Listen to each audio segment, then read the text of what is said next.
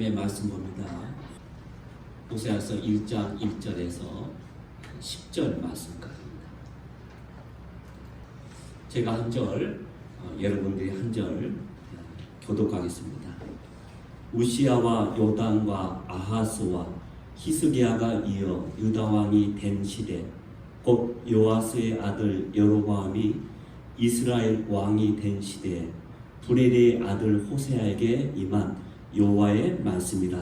여호와께서 처음 호세아에게 말씀하시되 여호와께서 호세아에게 이르시되 너는 가서 음란한 자를 가르하여 음란한 자식을 낳으라. 이 나라가 여호와를 떠나 그에게 임해가니라 하시니. 이에 그가 가서 디볼라임의 딸 고멜을 맞이하였더니 고멜이 임신하여 아들을 낳으매 여호와께서 호세아에게 이르시되 그의 이름을 이스라엘이라 하라. 조금 후에 내가 이스라엘의 피를 여호와의 손에 받으며 이스라엘 속의 나라를 할 것이니라. 그날에 내가 이스라엘을 골짜기에 해서 이스라엘의 활을 꺾으리라 하시니라. 고멜이 곧 임신하여 딸을 낳으매 여호와께서 호세아에게 이르시되 그의 이름을 누구라 하라. 내가 다시 이스라엘 족속을 위에서 용서하지 아니하시리라.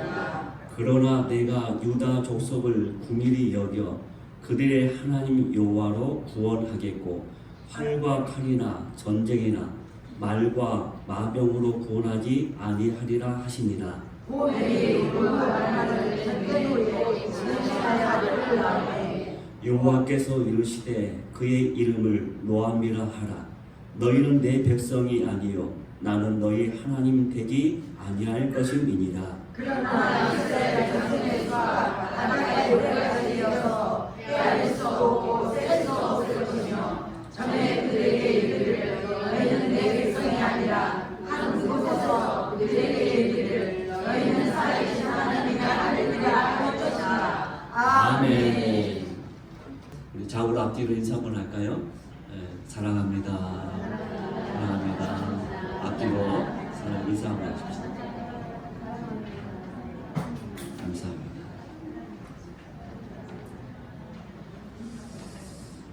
한 번은 찰스 스펄천 목사님이 농촌을 방문하게 되었습니다. 그런데 어떤 농장 건물 꼭대기에 보니까 거기에 세워놓은 바람개비가 있습니다. 그래서 바람개비가 바람에 따라서 계속 뱅뱅 돌아가고 있습니다.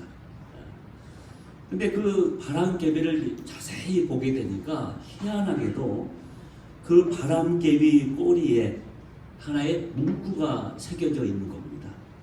자세히 보니까 하나님은 사랑이시다라는 문구였습니다. 하나님은 사랑이시다. 이 스펄전 목사님 갑자기 못마땅한 생각이 들었습니다. 그래서 거기 있는 농부에게 질문합니다. 아니, 하나님의 사랑이 저 바람개비처럼 변덕이 많다는 이야기인가요? 어떻게 저렇게 붙여놓을 수가 있어? 라고 따지듯이 그 농부에게 질문합니다. 그러자 그 농부가 이렇게 대답했다고 합니다. 그게 아닙니다. 바람이 어느 방향에서 불든지 모든 것은 다 하나님의 사랑입니다. 라는 뜻에서 문구를 붙인 겁니다. 바람이 어느 방향에서 불든 간에 상관없이 하나님은 모든 것은 다 하나님의 사랑입니다. 여러분 그렇습니다. 우리 인생에는 언제든지 바람이 불고 있습니다. 아마 우리 인생 가운데 바람 없는 인생은 한 사람도 없을 것입니다. 그런데 우리가 알아야 할 것은 바람이 어느 방향에서 불든 바람개비는 계속해서 돌아간다는 사실입니다. 어느 방향으로? 바람이 부는 방향으로 그저 바람개는 돌아가고 있습니다. 그러므로 중요한 것은 그 바람이 부는 방향으로 내 중심만 바로 정하면 하나님은 계속 사랑이라는 것입니다. 다시 말해서 내 인생을 하나님께 드린 사람은 바람이 어디서 어떻게 불든 상관이 없다는 것이죠. 왜냐하면 그 모든 것 너머에 내 인생을 잡고 붙잡고 계시는 하나님이 계시기 때문에 그렇습니다. 하나님이 계시기 때문에 어느 방향에서 어디서 어떻게 불든 간에 내가 그 방향을 향하여 다 바로 서 있게 되면 내 모든 바람개비는 여전히 계속해서 잘 돌아간다는 것입니다. 중요한 것은 그 하나님의 사랑을 내가 믿으면서 그것을 바라보는 게 중요하겠죠. 그런데 문제는 무엇인지 아십니까? 우리가 믿음으로 살겠다고 하면서도 여전히 하나님만을 온전히 신뢰하지 못하고 있다는 것입니다. 독생자까지 내어주신 그 끝없는 사랑을 받았으면서도 우리는 여전히 그 하나님의 사랑을 계속해서 의심하고 망설인다는 거예요. 일이 잘 풀릴 때는 그래 역시 하나님 나를 사랑하셔 라고 말을 하다가도 어느 순간에 내 인생에 조그마한 한 점의 바람만 불어도 금방 흔들리면서 야 하나님의 사랑이 어디 있어 하면서 믿으면서 중도 탈락하는 사람들이 많다는 것이죠. 저와 여러분은 어떻습니까? 여러분 믿음은 어떤 지식이나 어떤 계산으로 가는 것이 결코 아닙니다. 또 우리 믿음은 성경에 나오는 바리새인처럼 열심히 한다고 해서 그것도 믿음 생활이 아닙니다. 믿음은 어떤 의미에서 보면은 하나의 어떤 결단이요 치열한 영적 싸움이라는 것을 우리는 알아야 합니다. 그렇기 때문에 이 믿음의 길은 때로는 애로운 길이고 좁은 길이에요. 저거는 힘든 길이에요. 그게 바로 믿음의 길인 것입니다. 우리는 흔히 불신앙하면은 단지 저 교회 나오지 않는 사람들, 교회 밖에 있는 사람들, 그 사람들을 가리킵니다. 불신앙. 근데 중요한 것은 그보다 더 심각하고 위험한 것은 교회 안에 불신앙이라는 그 사실을 우리는 알아야 합니다. 이게 무슨 말이죠? 교회 안에 불신앙. 교회 안에 불신앙. 교회에 나오기는 하지만은 하나님을 믿지 않고 내가 추구하는, 내가 선택한 자기만의 하나님을 믿는 사람들이 참 많다는 거예요. 정말 하나님께서 성경에서 말씀하는 그 하나님, 독생자까지 내어주신 그 하나님의 큰 사랑을 모르고서 자꾸 자기의 유불리를 따지면서 자기가 선택하고 자기가 추구하는 그 하나님을 찾아서 계속 교회에 나온다는 거예요. 그래서 열심히 종교생활 열심히 해요. 하는데 여전히 여호와 하나님을 경외하는 그의 믿음 생활은 아닌 것이죠. 이게 참 무서운 것입니다. 이게 하나님으로 믿지 않는 것이죠. 여러분 이런 불신앙의 모습을 극명하게 보여주고 있는 하나의 책이 있는데 바로 오늘 읽었던 구약 성경에 나오는 호세아서입니다. 호세아서. 이스라엘 백성들은 결코 성전을 떠나지 않았습니다. 그들은 여전히 하나님이 주신 귀한 땅에서 열심히 하나님이 명령한 제사와 그 모든 절기를 지키면서 열심히 율법을 지킵니다. 그래서 종교적으로 참 얼마나 열심인지 몰라요. 그러나 그들의 마음은 이미 하나님으로부터 떠나 있었다는 것이죠. 하지만 그들은 이렇게 하나님을 떠나 있으면서도 그것이 전혀 떠나 있다는 것을 그들은 모르고 있는 것이죠. 바로 이것이 제일 위험한 것이죠. 하나님을 떠나 있으면서도 하나님을 떠난 줄 몰라요. 자기는 여전히 하나님 안에 있는 것 같은데 하나님 볼 때는 떠나 있는 거예요. 먼저 우리는 호세아가 예언한 그 시대적 배경을 한번 이해할 필요가 있습니다. 오늘 1절 말씀 볼까요? 1절 다 같이 한번 읽습니다. 시작. 요아스의 아들 여로보암이 이스라엘 왕이 된 시대에 브레디의 아들 호세아에게 임한 여호와의 말씀이다. 아멘. 이 북쪽 이스라엘은 역사적으로 호세아가 활동하는 그 시기, 여로보암이 통치할 그때가 최고의 전성기였습니다. 북이스라엘 최고의 전성기였습니다. 정치적으로는 안정되었고 군사적으로도 막강했고 또 경제적으로도 가장 번영하고 부유했던 때가 여로보암이 통치하던 이때입니다. 그러나 여기에는 그럴 만한 이유가 있었다는 것을 우리가 성경을 좀 자세히 읽게 되면 알게 됩니다.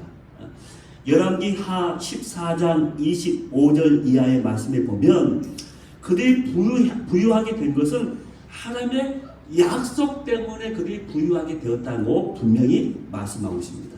다시 말해서 하나님이 일찍이 요나 선지자를 통해서 여로보암 왕 때 솔로몬 이후에 잃어버렸던 모든 땅을 너희들이 다시 찾게 해주겠다고 약속하셨는데 그 약속이 그대로 이루어졌기 때문에 바로 그들은 이런 번영을 맞이하게 되었다는 것이죠. 여러분 우리가 아시는 대로 이스라엘은 솔로몬 이후에 남과 북으로 분열되잖아요. 그래서 남쪽은 어디? 남유다. 북쪽은 어디예요? 북이스라엘. 근데 남유다는 비교적 나라가 금방 분열된 이후에 안정을 되찾습니다. 왕을 중심으로 해서 나라가 비교적 안정하면서 상당히 경제적으로 부유하게 됩니다. 근데 문제는 북이스라엘의 문제예요. 북이스라엘 나라가 출범하자마자 바로 쿠데타가 일어납니다. 그래서 상당히 정치적으로 불안하고 경제적으로도 늘 어려운 상황만 계속되는 거예요. 이때 하나님께서 요나 선지자를 통해서 여로보암 왕 때 복을 주어서 솔로몬 왕이 누렸던 그 모든 영광을 다시 너에게 회복시켜 주겠다고 약속하셨던 것이죠. 그러나 이런 하나님의 은혜를 받은 이스라엘은 어떻게 되었습니까? 하나님의 은혜에 감사하며 그 하나님을 더욱 사랑해야 할진데 오히려 그들은 그들의 교만에 빠지게 됩니다. 이제는 그 전에 짓지 않았던 죄까지 지으면서 극심한 우상 숭배에 빠지게 됩니다. 그래서 열왕기서에 보게 되면 이 여로보암 왕이 무려 몇 년 동안 통치하게 되냐면 말씀에 보면 41년 동안 통치하게 돼요. 41년 동안 오랫동안 통치하는 거죠. 그래서 백성들 보기에는 그 왕이 칭송을 받았을 것입니다. 오랫동안 가장 부유하게 만들었기 때문에 백성들 눈에는 가장 그들이 여로보암 왕이 최고의 왕인처럼 보였을 거예요. 그러나 성경에 보면 하나님 보시기에 영적으로 보기에 그때가 가장 어땠냐면 하나님은 어떻게 그때를 평가하십니까? 여호와 보시기에 악했다라고 냉정하게 평가하고 있습니다. 하나님 눈에는 여호와 보시기에 악한 왕이다라고 평가하고 있다는 것이죠. 그러면서 여로보암 왕에 대한 기록이 성경에 보면은 단 7절밖에 안 나옵니다. 여로보암 왕이 가장 부유했고 41년 동안 가장 길게 오랫동안 통치했어요. 그럼 그 왕 때 한 일이 참 많은 것 같아.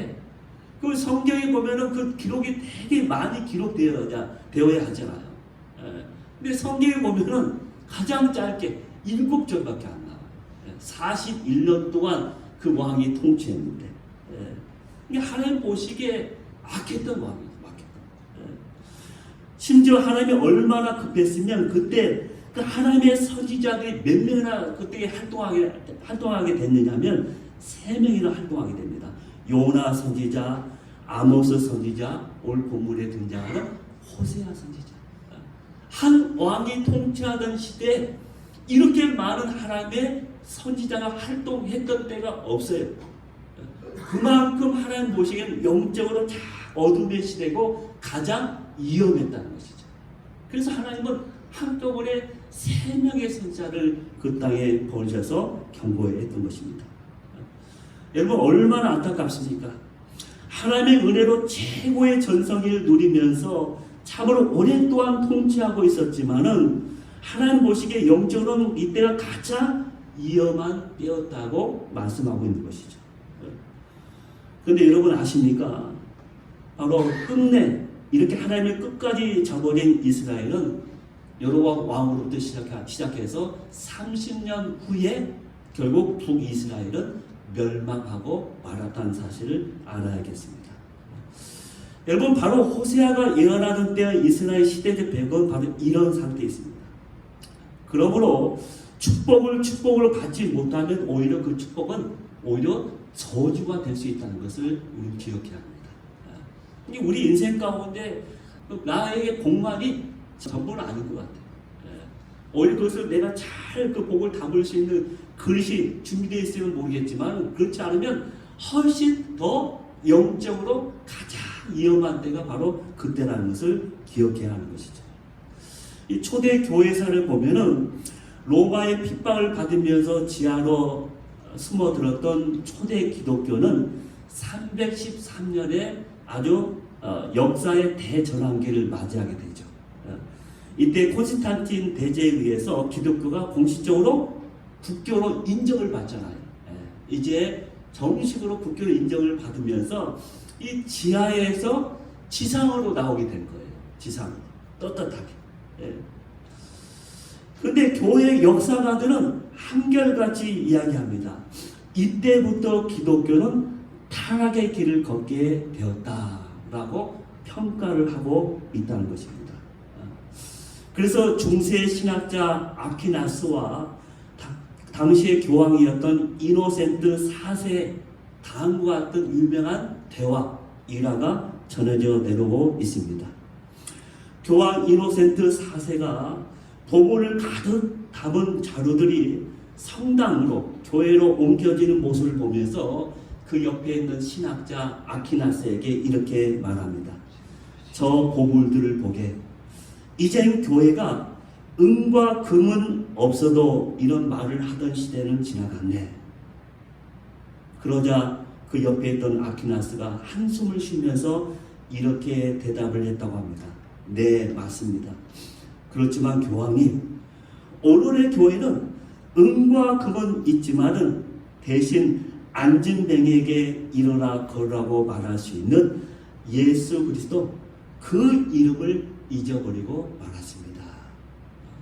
교회는 은과 금으로 부자가 되고 화려하게 이렇게 치장되어 있고 건축되어 있지만 정작 그 교회에 있어야 할 예수 그리스도 그 이름은 잃어버리게 되었다는 바로 한숨 섞인 그의 말을 들을 수가 있다는 것이죠. 여러분, 지금 이스라엘이 바로 이런 상태였습니다. 은과 금은 있지만 그 은과 금을 베풀어 주신 하나님을 망각했던 것이죠. 그래서 이런 이스라엘에게 하나님은 이렇게 말씀하십니다. 2절 말씀이죠. 뭐라고 말씀하십니까? 2절. 여호와께서 처음 호세아에게 말씀하실 때라고 되어 있습니다. 근데 오늘 이구의 성경을 보면 이렇게 되어 있어요. 여호와께서 호세아로 말씀하시기 시작하시니라 라고 되어 있습니다. 이 무슨 뜻입니까? 하나님께서 여호와께서는 지금까지 계속해서 기다리고 계셨다는 거예요. 그들이 여호와께 돌아오기만. 근데 계속 기다려도 돌아오지 않는 거예요. 그들이 마음을 돌이키지 않는 거예요. 그래서 할 수 없이 하나님께서 호세아에게 말씀하기 시작했다는 것입니다. 이스라엘은 어떻게 합니까? 돌아오기는커녕 오히려 하나님의 귀한 은혜를 망각하면서 이제는 자신들의 농사를 기원하면서 가나안 신 바알과 아세라 신까지 섬기게 되는 그런 안타까운 일을 저지르게 됩니다. 이때 역사의 무대에 등장한 선지자가 바로 누굽니까? 호세아입니다. 호세아. 하나님은 먼저 호세아를 통해서 자기 백성의 상태를 고발하는 것으로 시작됩니다. 무엇을 고발하고 있습니까? 2절 말씀 다 같이 읽습니다. 너는 가서 음란한 여자를 맞이하여 음란한 자식을 낳아라. 이 나라가 여호와를 떠나 크게 음란하느니라. 아멘. 아니, 하나님의 선지자를 불러서 기껏 하나님께서 말씀하기 시작했는데 그게 어떤 말씀이에요? 음란한 여자와 결혼해서 음란한 자식들을 낳아라 라고 말씀하신 거예요. 지금 이스라엘이 바로 이와 같다는 것이죠. 하나님이 이렇게 생뚱맞게 하나님께서 명령하신 이유가 뭡니까? 바로 지금 이스라엘이 여호와 하나님을 버리고 우상 숭배하고 있는데 그 우상 숭배하는 것이 뭐다? 음란이다. 음란이다. 그렇기 때문에 너는 그런 결혼을 해서 그런 자식들을 낳아야 한다는 것이죠. 그러나 아무리 그렇더라도 어떻게 호세아에게 음란한 여자를 맞이하여 음란한 자식을 낳으라고 할 수 있을까? 어떻게 하나님께서 이렇게까지 할 수가 있는 건가? 그렇게 말할 수 있죠. 바로 이것이 너희 백성들의 실상이라는 것입니다. 이것을 내가 분명히 알아야 한다는 것이죠. 먼저 너희 분명히 알아야 한다. 어떻게?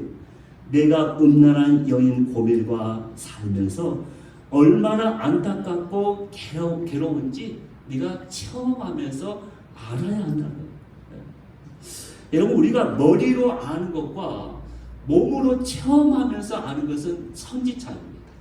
그렇죠? 우리가 머리로 아는 것과 정말 내가 그렇게 살아가면서 몸으로 내가 실제로 체험하면서 아는 것은 참 너무 차이가 있어요.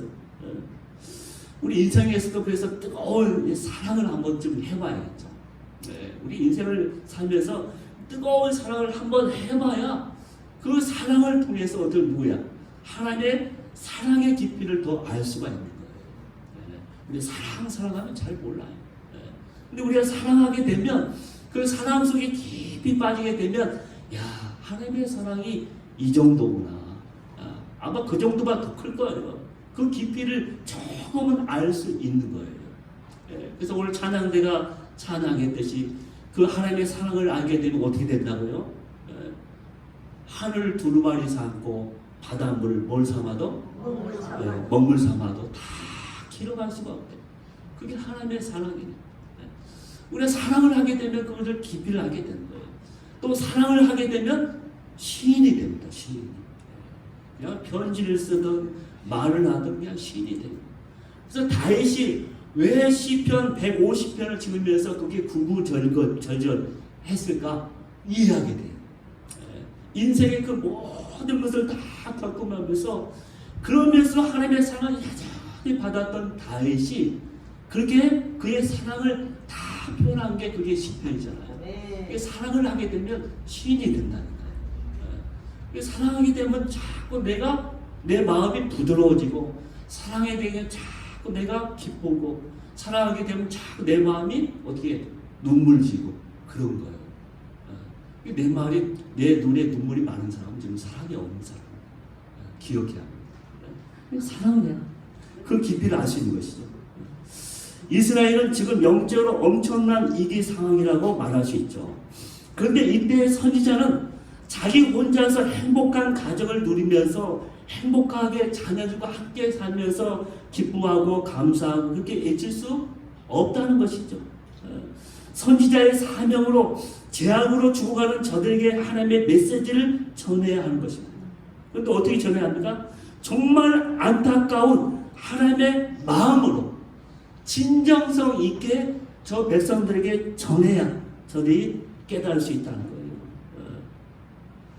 이를 위해서 하나님은 호세아에게 불행한 결혼을 통해서 사랑의 아픔을 허락하신 겁니다. 호세아, 네가 그런 아픔의 결혼 생활을 통해서 내 마음을 알아야 한다. 내 마음을 알아야 한다. 그래야 그 아픔과 그 마음을 전할 수가 있다는 것입니다. 내 아내 고멜처럼 이 백성이 나를 떠나있다. 그러나 내가 내 아내를 버릴 수 없는 것처럼 나도 결코 이 백성을 버릴 수 없단다 하면서 너도 그 마음을 알아줬으면 좋겠다 하면서 그렇게 결혼을 명령하신 겁니다. 아내의 사랑의 배신에도 불구하고 끝까지 버리지 못하고 눈물을 흘리는 선지자 호세아. 그런 그 아픔 속에서 배신을 뛰어넘는 하나님의 엄청난 사랑을 느끼기 시작합니다. 그리고 자기가 느꼈던 그 사랑의 아픔을 바로 그것이 하나님의 마음이며 사랑이라고 애치고 있었던 것이죠. 그런데 이런 메시지를 듣는 백성들의 반응은 어떠합니까? 눈물로 선포하는 선지자의 메시지를 들으면서도 그들은 깨닫지를 못합니다. 호세아의 이 가슴 아픈 결혼이 바로 자신들 때문에 이루어졌다는 것을 저들은 전혀 모르고 있습니다. 그래서 본문 3절, 4절에 보면 하나님께서는 고멜이 낳은 첫째 자녀의 이름을 이스라엘이라고 지어주면서 또다시 그들에게 경고하기 시작합니다. 이스라엘, 그 뜻이 무엇입니까? 하나님이 흩으신다는 뜻입니다. 하나님이 흩으신다. 더 설명하면 지금 불을 누리고 있는 에우의 집안이 완전히 멸망하게 될 것이다 라는 말씀이죠. 뿐만 아니라 이스라엘 나라 자체가 없어진다는 이야기입니다. 그러나 이스라엘 백성들은 역시 깨닫지 못합니다. 그러자 하나님은 호세의 둘째 아이 이름을 통해서 재차 또다시 그들에게 경고하십니다. 6절 말씀 볼까요? 6절 말씀 시작. 오늘도 육신하여 나라다오니 여호와께서 호세아에게 이르시되 그의 이름을 로하마라 하라. 내가 다시는 이스라엘 족속을 여겨 용서하지 않을 것입니다. 아멘. 둘째 아이의 이름 뭐라고 했어요? 노루하마. 이 히브리어서 로는 부정을 이해합니다. 루하마라고 하면 궁이란 뜻인데 노루하마는 뭡니까? 그러면 궁율이 없다라는 뜻입니다. 궁율이 없다. 궁율이 없다. 이 말은 이제부터 내가 자비를 베풀지 않고 지켜주지 않겠다. 그러니까 이제 혼자 내 능력으로 한번 잘 살아봐라 라는 그 뜻입니다. 그러나 이스라엘 백성들 여전히 조금도 변하지를 않습니다. 드디어 하나님은 셋째 아들의 이름을 말씀하십니다. 무엇입니까? 셋째 아들의 이름은 로암입니다. 로암미. 암미의 뜻이 뭡니까? 백성이에요. 백성. 로가 들었으니까 내 백성이 아니다 라는 뜻입니다. 너희는 내 백성이 아니요 나는 너희 하나님이 되지 아니할 것이다 라고 말씀하신 거예요. 그래서 하나님은 이런 식으로 호세의 아들, 딸의 이름을 통해서 하나님은 자신의 아픔을 또 백성을 향한 심판을 계속해서 그들에게 예고하고 계신 것이죠. 여러분 오늘 하나님의 진단하시는 우리의 모습은 어떨까요? 이 모습은 단지 이스라엘 백성들의 모습 그걸로 끝나는 걸까요?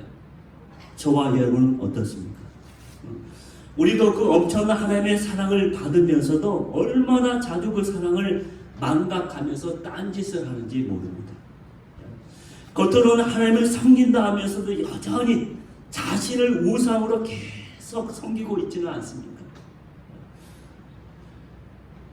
예수님께서 십자가에 달려 돌아가실 때 나도 함께 죽었다고 고백하면서도 여전히 재빠르게 살아있는 나의 모습은 여전히 남아있지 않습니다. 평소 땐 중후 같은데 조금만 일이 자기에게 들리게 되면 다시 한번 재빠른 자기 모습이 나타나서 또다시 정지하고 계속 삐지고 불평하고 원망하고 오히려 여러 가지 분열시키는 그 모습은 남아있지 않습니까? 사나 죽으나 우리는 주의 것 오직 주님만을 위해서 살겠다고 찬양하지만 아직도 자기밖에 모르고 있습니다. 이제 주님 한 분만으로 만족을 합니다 라고 외치면서 여전히 세상 가운데 기웃거리고 있는 내 모습은 있지 않습니까? 그렇다면 오늘 우리가 고멜이요 이스라엘이요 로루하마요 로암입니다. 이런 사람에게는 희망이 없습니다. 오직 심판밖에 없다고 분명히 하나님은 말씀하고 계십니다. 이런 사람에게는 국률도 없고 하나님은 절대로 이 사람은 내 백성이 아니라고 될 수 없다고 분명하게 말씀하고 있습니다. 그러나 이런 우리에게도 소망이 있습니다. 오늘 본문을 보면 죄에 대해서는 하나님 그렇게 심판을 하고 계시지만은 이게 심판하시는 하나님이시지만은 그러나 우리가 믿는 하나님은 또한 그러나의 하나님이시기 때문에 희망이 있는 것입니다. 그러나의 하나님. 여러분 우리가 믿는 하나님은 그러나의 하나님이십니다. 그러므로 우리 인생은 그러나의 하나님 때문에 그러나가 있는 인생으로 다시 역전하고 바뀔 수 있다는 것을 오늘 본문은 우리에게 말씀해 주고 있는 것이죠. 자, 먼저 6절, 7절 한번 보겠습니다. 6절, 7절. 다 같이 한번 있습니다. 6절, 7절. 그의 이름을 여호와라 내가 다시는 이스라엘 지도를 궁일히 여겨서 용서하지 않은 것임이니라. 그러나 내가 유다 족속을 궁일히 여겨 그들의 하나님 여호와로 구원하겠고. 아멘. 여기 보면은 처음에는 그 이름이 뭐였습니까? 노루하마. 예, 노루하마라고. 예, 그러나 그 다음에 그러나, 예, 그러나 있어서 그 다음에는 하나님이 루하마로 바꿔주시겠다는 거예요. 예, 노루하마에서 예, 이제는 어떻습니까? 이 노자가 떨어져 나게 하실 거예요. 어떤 하나님 때문에? 그러나의 하나님 때문에. 예, 그러나의 하나님이 이제 우리를 불쌍히 여겨주셔서 노자를 다 떨어지게 해주셔서 이제 루하마, 하나님이 궁일이 여겨 구원을 받는다라는 그런 이름으로, 그런 인생으로 역전시켜 주겠다고 말씀하신 것이죠. 아, 네. 자, 9절, 10절 말씀 볼까요? 자, 9절, 10절 다 같이 읽습니다. 시작. 여호와께서 이르시되 그의 백성을 영원히 하라. 너희는 내 백성이 아니요 그러나 너희는 내 백성이 아니라 한 곳에서 그들에게 이르기를 너희는 살아계신 하나님의 아들들이라 할 것이라. 아멘. 여기는 너희 이름은 처음에 로함이었어요. 로함이. 근데 그러나 하나님 때문에 어떤 하나님, 어떤 이름이 됐다고요? 암미가 된 거예요. 암미. 예, 암미. 예. 여러분, 이것이 그러나의 하나님의 사랑이요 공일인 것입니다. 그래서 이 그러나의 하나님 때문에 그 인생이 역전되고 바뀐 거예요. 예, 이 하나님의 사랑이. 이 시편 3편을 보게 되면 다윗이 지은 시인데, 이 다윗이 언제 지었냐면 그의 아들 압살롬에게 쫓기면서 지은 시입니다. 압살롬이 반을 일으킨 거예요. 그래서 이 다윗이 쫓기면서 지었던 시편이 시편 3편에 해당됩니다. 자, 시편 3편 1절 한번 볼까요? 1절 다 같이 있습니다. 여호와여 나의 대적이 어찌 그리 많은지 얼마나 되나가 아니라. 예, 나의 대적이 얼마나 많은지 보겠습니다. 2절 볼까요? 많은 사람이 나를 대적하여 말하되 그런 하나님께 구원을 받지 못한다. 네. 다윗을 쫓겨간 다윗을 향하여 사람들이 자꾸 손가락질을 합니다. 생각해 보세요. 그 위대했던 다윗 왕이 다른 누구도 아닌 아들의 반란 때문에 쫓겨가고 있는 거예요. 맨발로. 얼마나 비참하고 얼마나 부끄럽고 얼마나 슬프겠습니까? 얼마나 슬픈 상황이에요. 사람들이 그렇게 쫓겨가는 다윗을 보면서 손가락질하는 거예요. 비웃는 거예요. 야, 저 사람은 이제 구원받지 못해. 수많은 대적들이 그렇게 자기 다윗 했던 사람들이 다 대적으로 적으로 바뀌어버렸어요.